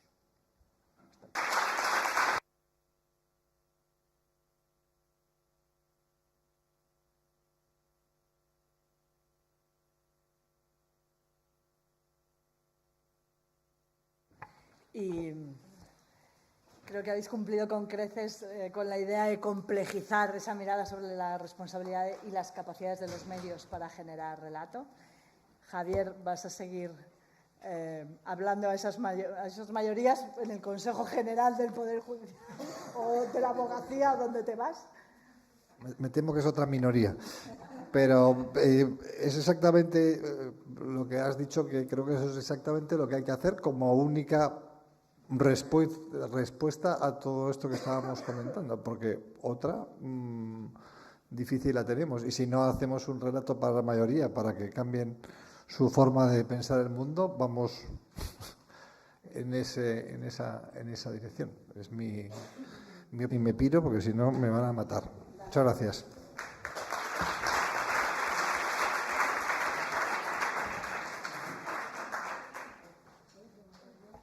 Sí, un segundo. Ahora tengo. Porque, bueno, lo otro que me hace feliz es que creo que situáis el debate de una manera, y miraba a Irene, ¿no? Para la mesa de educación. Habíamos tenido la duda si educación iba antes y comunicación, y creo que os están aludiendo totalmente cómo se construye, ¿no? Esa educación en valores también para algo de lo que estáis hablando, ¿no? Y entonces eso es a cambio, si a cambio de alargaros la mesa nos dejáis que haya unas preguntas, los de educación. A cambio os hemos dejado el tema fenomenal vale. Muy bien. Entonces dejamos unas preguntitas. Veo que María José estás como que te tiras al escenario, pero espera un segundo que sean, a lo mejor, ¿qué os parece? Tres preguntas, y las recogemos todas juntas para luego podernos estirar un poquito las piernas. Dejamos dos y te doy a ti también una. Vale. ¿Alguien quiere por ahí? Y otra por ahí. Y María José. Bueno, creo que es una pregunta para Xavier, un poco en el contexto, en el panorama que se ha dibujado en general por parte de toda la mesa, de, bueno, hasta qué punto los medios de comunicación tienen la responsabilidad de estas representaciones y eso cómo incide en el panorama que tenemos actual frente a la migración y frente a la derechización de la mayoría, sobre todo de los países en Europa y sobre todo en Estados Unidos. Entonces, mi pregunta es, desde el movimiento social, las ONGs, los medios alternativos de comunicación, que sí los hay, o me consta los medios de comunicación popular en Latinoamérica, que ya tienen una trayectoria muy larga, frente a los medios de comunicación de masas y cómo se puede realizar esa incidencia. Porque también, de alguna manera, los movimientos sociales están en los escenarios donde ellos son parte de ese conflicto, de esa problemática. Y es una pregunta. Y la otra, muy breve, con lo que ha dicho Xavier, a lo mejor tenemos que ir desmontando también la imagen que se tiene sobre Internet, que de repente democratiza, es la varita mágica, todo el mundo tiene una cámara y eso permite democratizar la comunicación. Y a lo mejor hay que empezarse a cuestionar hasta qué punto eso también permite manipular o no, como en el caso del vídeo de Ale, porque lo podemos cuestionar. Gracias.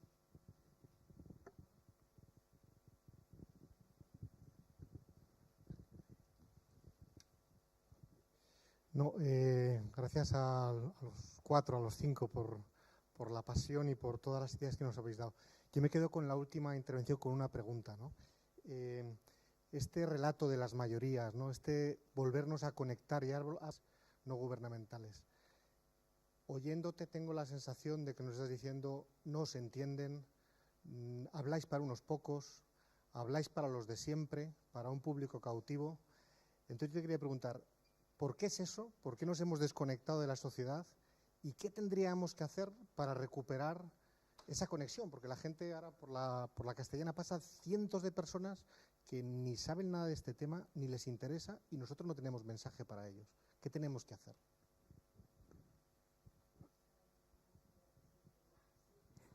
Bueno, es un abuso esto, porque ya que tengo el micrófono, pero es para Xavier también, es que bueno, no puedo estar más de acuerdo contigo en el planteamiento que has hecho y en cómo tú te has estado cuestionando tu propio proceso. Además, me parece de honesto, muy bonito, ¿no? Muy interesante.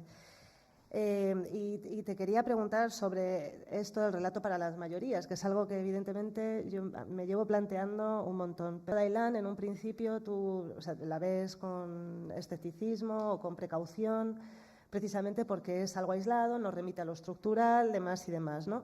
Pero después acabas diciendo, quizá el relato de las mayorías, para las mayorías tenga que pasar por esa foto, ¿no? Y claro, mi pregunta es, Xavier, ¿y tú qué te dedicas a esto, no? ¿Cómo es posible que esa foto remita a lo estructural? ¿no? O sea, cómo hacer que insertar esa foto en un discurso. Creo que, por ejemplo, en televisión esto sería sencillo. Bueno, incluso también en prensa escrita, ¿no? Bastaría con un pie de foto altamente explicativo en donde se aludiera a las causas y no se quedara ahí en la cosa sentimental de es un niño muerto, podría ser el tuyo, ¿no? Quiero decir, o sea, que no hay que volver otra vez a esa foto, sino que quizá está en que esa foto no tendría por qué desaparecer del mapa si hubiera un relato que la sustentara, ¿no? ¿De dónde emana ese relato? He dicho que venía a hacerme preguntas yo. Bueno, sobre cómo influyen los medios y sobre cómo organizar la incidencia. Yo creo que una de las características del paradigma de comunicación en que vivimos es que lo que hasta ahora se ha considerado como medios de influencia tradicionales cada vez lo son menos. No solamente por la cantidad de gente que llega o se informa a través de ellos, no hace falta que os cuente la crisis total de los periódicos de papel, que esto es un tema muy conocido, la crisis de las audiencias televisivas que estamos, bueno, sacamos un 1% y estamos con las castañuelas, ¿no? O sea, el tema es de una diversidad tal, o sea, la capacidad de incidir en estos momentos en el mundo en que vivía la que era en las finales del siglo XX, muchísimo más. Yo tengo la sensación de que esta diversidad ha llevado también a una pérdida de credibilidad con lo que es el receptor. Es decir, que la capacidad del ciudadano medio de creerse aquello que lee ha bajado respecto a lo que era en la segunda mitad del siglo XX. Con lo cual, lo que quiero decir es que nos encontramos con un panorama a la vez positivo y negativo. Por un lado, yo creo que es bueno que la gente sea más crítica y se distancie de los medios, pero a la vez nuestra capacidad de incidir está sometida a un escrutinio mayor y tenemos que competir con gente que hace más ruido, ¿no? Bien, ¿qué quiero decir con esto? Que la inmensa mayoría de los medios estadounidenses eran pro-Clinton y les han dado en el centro. O sea, las cadenas de televisión mayoritarias, los periódicos de mayor tirada, las webs más influyentes estaban a favor de Hillary y no se han comido un bocado. Por tanto, crisis, los medios lo deciden todo. Cuidado, cuidado. ¿Qué otro ejemplo me pusieron el otro día que tenía mucho que ver con esto? Ah, sí, claro. Con toda la situación colombiana, que es tremendamente compleja, y cómo las iglesias evangélicas influyeron y todo el rollo que es complejísimo, algunos de los que estáis aquí me consta que tenéis conocimiento del tema colombiano mucho mejor que el mío, no está de más recordar que el aparato de comunicación del Estado colombiano estuvo a favor del sí de una forma apabullante, con lo cual, digamos que también, en este sentido, pues el hecho de otro ejemplo más de que el aparataje mediático no necesariamente conduce al éxito, ¿verdad? Son otras cosas, son la credibilidad, son la capacidad, no sé, voy a decir una chorrada, estoy como la capacidad de hacer un meme inteligente. O sea, los memes inteligentes me llegan a mí continuamente a mi móvil por 5 lados distintos y crean una enorme capacidad de pensamiento, ¿no? Quiero decirte que al final todo está cambiando en respuestas, pero definitivamente las tradicionales ya no nos valen. Y la de que los medios fuertes han dicho, han hecho y el público es tonto, perdonadme, tengo que sacarlo. Iba a sacarlo antes, pero se me ha pasado.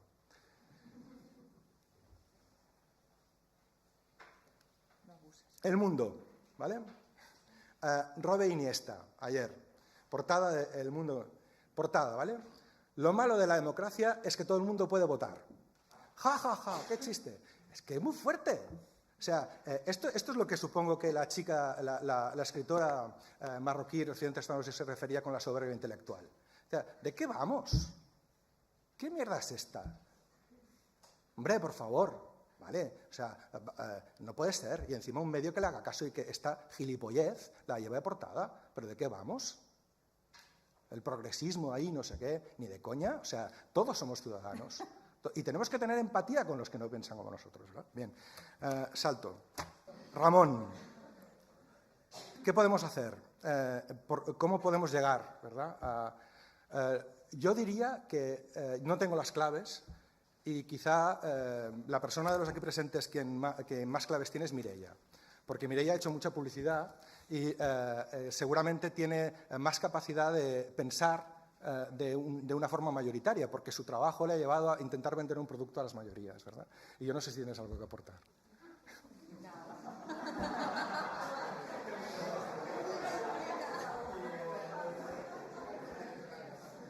Estoy de acuerdo, Mireia, estás calladita. Eso. Sí, no, pero te voy a ser súper franca, no te sé responder ahí. O sea, es verdad que me dedico a la publicidad, pero desde, desde la parte de la dirección, no de la creación de ideas, y siempre me sorprendo de ver a veces, ¿no?, cómo se formatea como una idea, ¿no?